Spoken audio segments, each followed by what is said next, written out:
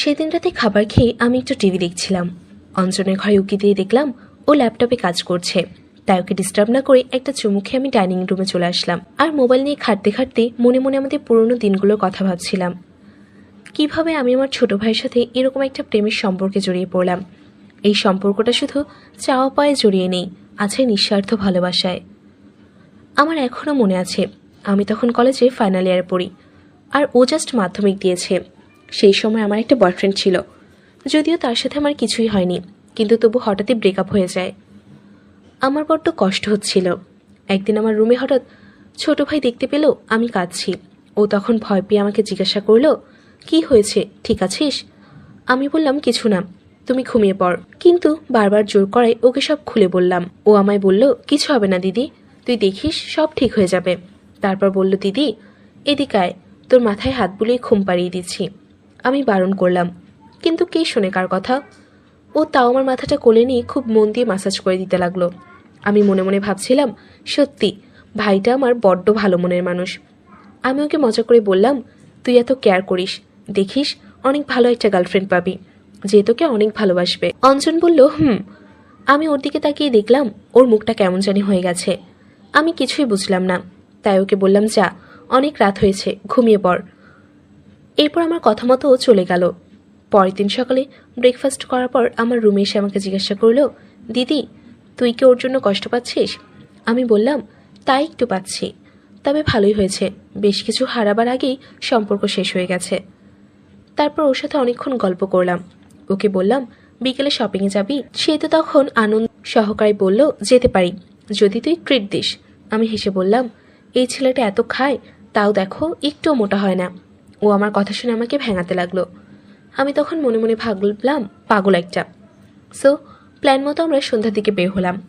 আমি দুটো টপ নিলাম আর একটা জিন্স, আর ওর জন্য টি শার্টার কিছু জিনিস পছন্দ করতে বললাম। ও বলতেই পছন্দ করে নিল। এরপর আমি নিজের পছন্দ মতো দুটো চয়েস করলাম।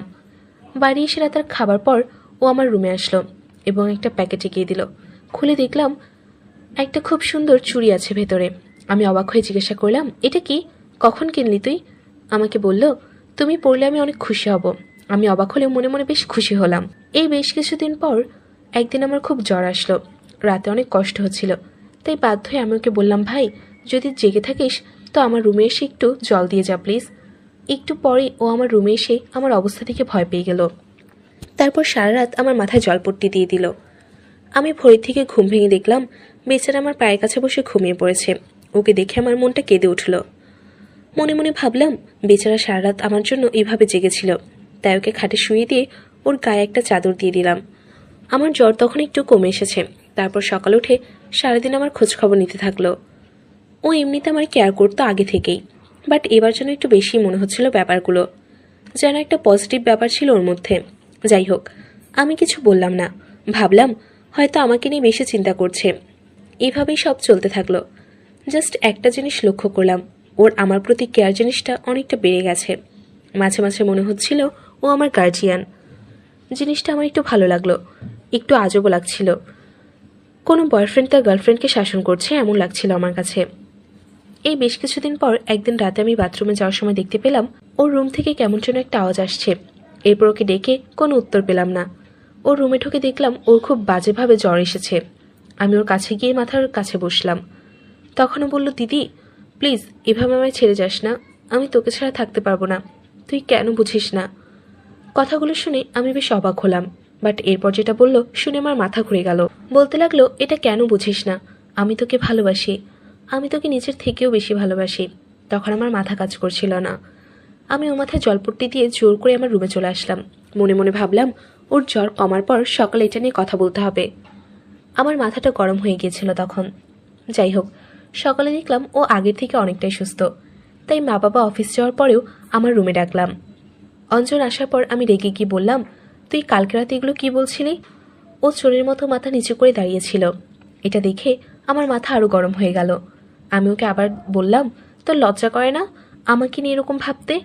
তোর মতো ভাই থাকার চেয়ে না থাকা অনেক ভালো। যা তুই এখান থেকে, আমার সামনে থেকে বের হয়ে যা, একদম আমার সামনে আসবি না, আমার সাথে কোনো কথাও বলবি না। আমি বুঝতে পারলাম আমার কথা শুনে ও চোখে জল নিয়ে ঘর থেকে বেরিয়ে গেল। এরপর প্রায় 2 সপ্তাহ ওর সাথে আমার কোনো কথা হয়নি। এমনকি তেমনভাবে আমার সামনেও আসতে দেখিনি। একদিন ছোট মা আমাকে জিজ্ঞাসা করলো, আচ্ছা অঞ্জনের কিছু হয়েছে নাকি?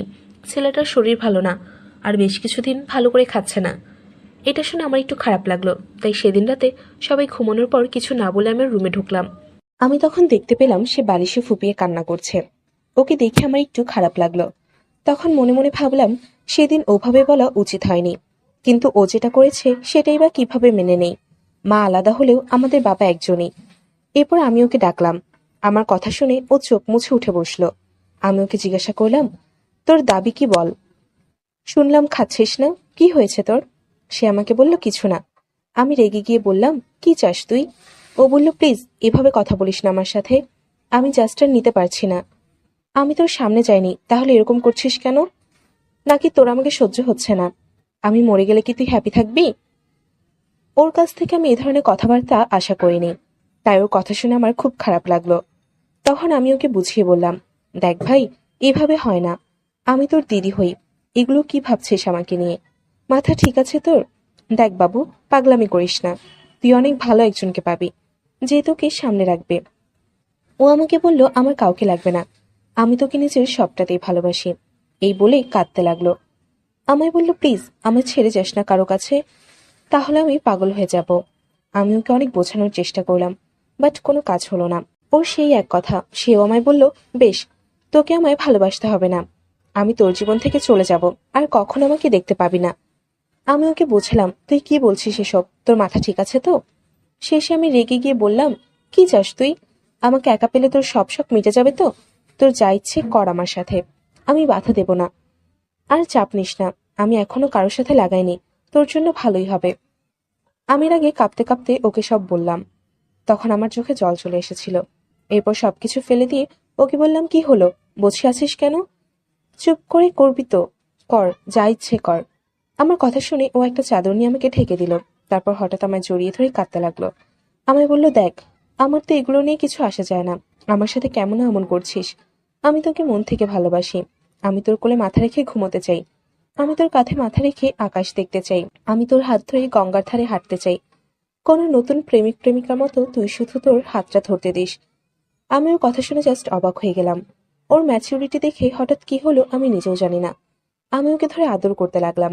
আমার এই হঠাৎ আক্রমণের অনেকক্ষণ পর আমি নিজেকে সরিয়ে ওর দিকে তাকালাম। আমি দেখলাম ও ফ্যাল ফ্যাল করে আমার দিকে চেয়ে রয়েছে। ও এখনো বুঝতে পারছে না কি হলো বা কি হচ্ছে। ওর এই অবস্থা দেখে আমি রীতিমতো হেসে ফেললাম। তারপর আমি ওকে সবকিছু বুঝিয়ে দিলাম, কারণ তখন আমার অবস্থাও খারাপ হয়েছে। তখন আমার কথা মতো কাজ করতে লাগলো। প্রায় 30 মিনিট ধরে টানা খেলে গেল। আমার খুব